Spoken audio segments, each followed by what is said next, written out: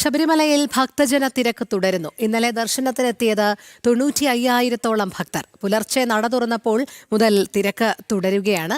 അരുൺ കൊടുങ്ങൂർ ചേരുന്നു സന്നിധാനത്തു നിന്നും തത്സമയ വിവരങ്ങൾ നൽകുന്നതിനായി.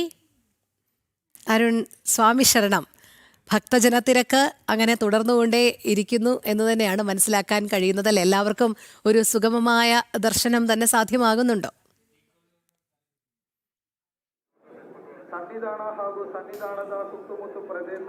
നിലവിൽ അത്തരത്തിലുള്ള പ്രശ്നങ്ങളൊന്നുമില്ല. സുഗമമായുള്ള ഒരു ദർശനമാണ് ഭക്തർക്കൊക്കെ തന്നെയും ലഭിച്ചുകൊണ്ടിരിക്കുന്നത്. നമുക്കറിയാം, കഴിഞ്ഞ 2 ദിവസങ്ങളിൽ, അതായത് ശനി ഞായർ ദിവസങ്ങളിൽ പൂർണ്ണമായും തീർത്ഥാടകരുടെ തിരക്ക് ഒഴിഞ്ഞ ഒരു അവസ്ഥയായിരുന്നു സന്നിധാനത്ത് ഉണ്ടായിരുന്നത്. സാധാരണ ഈ ശനി ഞായർ ദിവസങ്ങളിൽ അത് വലിയ രീതിയിലുള്ള ഒരു ഭക്തജന തിരക്ക് സാധാരണ ഉണ്ടാകാറുള്ളതാണ്. പ്രത്യേകിച്ച് മലയാളികളായിട്ടുള്ള ഭക്തരുടെ ഒരു തിരക്ക് ഉണ്ടാകാറുള്ളതാണ്. പക്ഷേ ഈ 2 ദിവസങ്ങളിലും പൂർണ്ണമായും തിരക്ക് ഒഴിയുന്ന ഒരു അവസ്ഥയിലേക്കുണ്ടായി. ഈ മണ്ഡലകാലത്തെ കണക്ക് എടുക്കുമ്പോൾ ഏറ്റവും കുറവ് തീർത്ഥാടകരെത്തിയത് ഞായറാഴ്ചയായിരുന്നു. 64,000-ഓളം ഭക്തർ മാത്രമാണ് അന്ന് ഭഗവാന്റെ മുന്നിലേക്ക് ദർശനത്തിനായി എത്തിയത്. എന്തായാലും അതിനുശേഷം തിങ്കളാഴ്ച മുതൽ വീണ്ടും ആ ഒരു തിരക്കിലേക്ക് സന്നിധാനം പോയി. ഇന്നും ആ ഒരു തിരക്ക് തുടരുകയാണ്. ഇന്നലെ 95,000-ലധികം ഭക്തരാണ് ഭഗവാനെ ദർശിക്കാനായി എത്തിയത്. എന്തായാലും ആ ഒരു തിരക്ക് ഇപ്പോഴും തുടരുകയാണ്. പുലർച്ചെ 3 മണിക്കാണ് നട തുറന്നത്. നട തുറന്നപ്പോൾ മുതൽ ഉണ്ടായ ആ ഒരു തിരക്ക് ഇപ്പോഴും തുടർന്നുകൊണ്ടിരിക്കുകയാണ്. എന്തായാലും നെയ്യഭിഷേകമൊക്കെ നടന്നുകൊണ്ടിരിക്കുകയാണ്. എന്തായാലും ആ തിരക്ക് അങ്ങനെ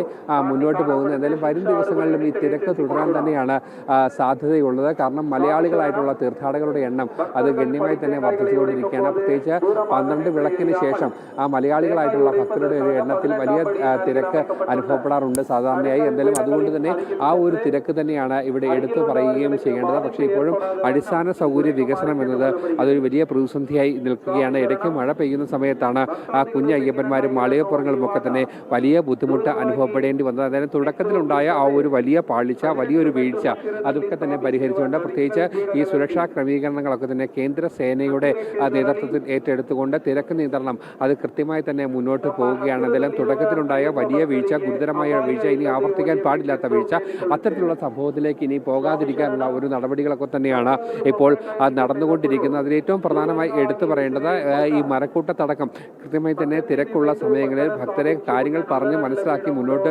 വിടുക എന്നുള്ളതാണ്. അല്ലാതെ കഴിഞ്ഞ തവണത്തെ പോലെ ഈ മറ്റു വഴികളിലൂടെ സന്നിധാനത്തേക്ക് എത്തിക്കാനുള്ള ഒരു നടപടികളൊക്കെ തന്നെ ഉണ്ടായാൽ അത് വലിയ രീതിയിലുള്ളൊരു പ്രത്യാഘാതം ഉണ്ടാകുമെന്നുള്ളതാണ് ദേവസ്വം ബോർഡും പോലീസും ഒക്കെ തന്നെ കണക്കുകൂട്ടുന്നത്. പ്രത്യേകിച്ച് ഹൈക്കോടതി ഈ മുന്നൊരുക്ക പ്രവർത്തനങ്ങളിൽ വന്ന ഗുരുതരമായ വീഴ്ചകൾ അക്കമിട്ട് നിരത്തിക്കൊണ്ടായിരുന്നു കഴിഞ്ഞ ദിവസങ്ങളിലൊക്കെ തന്നെ റിപ്പോർട്ട് നൽകിയിരുന്നത്. ആ റിപ്പോർട്ടിൻ്റെ ഒരു പശ്ചാത്തലത്തിൽ കൂടിയാണ് കൃത്യമായി മുന്നൊരുക്ക പ്രവർത്തനങ്ങൾ, വിവിധ വകുപ്പുകളുടെ ഏകോപനം, ഈ കാര്യങ്ങളൊക്കെ തന്നെ നടത്തി മുന്നോട്ട് പോകണമെന്നുള്ള ഒരു പ്രധാന ആവശ്യം മുന്നോട്ട് വെക്കുകയും ഹൈക്കോടതി അത് കൃത്യമായി തന്നെ നിരീക്ഷിക്കുകയും ചെയ്യുന്നു. ഓരോ ചെറിയ വിഷയങ്ങളിൽ പോലും ഹൈക്കോടതിയുടെ ഒരു ഇടപെടൽ ഉണ്ടാകുന്ന ഒരു സാഹചര്യമാണ് നിലവിൽ ഉണ്ടായിരിക്കുന്നത്. എന്തായാലും ഈ ഭക്തജന തിരക്ക് അങ്ങ് തുടരുകയാണ്. എന്തായാലും തിരക്ക് നിയന്ത്രണത്തിൽ കേന്ദ്ര സേനകൾ അത് കൃത്യമായി തന്നെ തിരക്കുള്ള ഇടങ്ങളിലൊക്കെ തന്നെ മറ്റ് അന്വേഷണ സംഭവങ്ങൾ ഉണ്ടാകാതിരിക്കാനുള്ള ഒരു നടപടിക്രമങ്ങളിലേക്കൊക്കെ തന്നെ പോവുകയും ചെയ്യുന്നതിലും തിരക്ക് പൂർണ്ണമായും നിയന്ത്രണ വിധേയമായി തന്നെയാണ് മുന്നോട്ട് പോകുന്നത്. എന്തായാലും ഇന്നും ഒരു 95,000-ഓളം ഭക്തർ സന്നിധാനത്തേക്ക് എത്തും. ആ ഒരു തിരക്ക് തന്നെയാണ് രാവിലെ പ്രകടമാകുകയും ചെയ്യുന്നത്. രോഹിണി.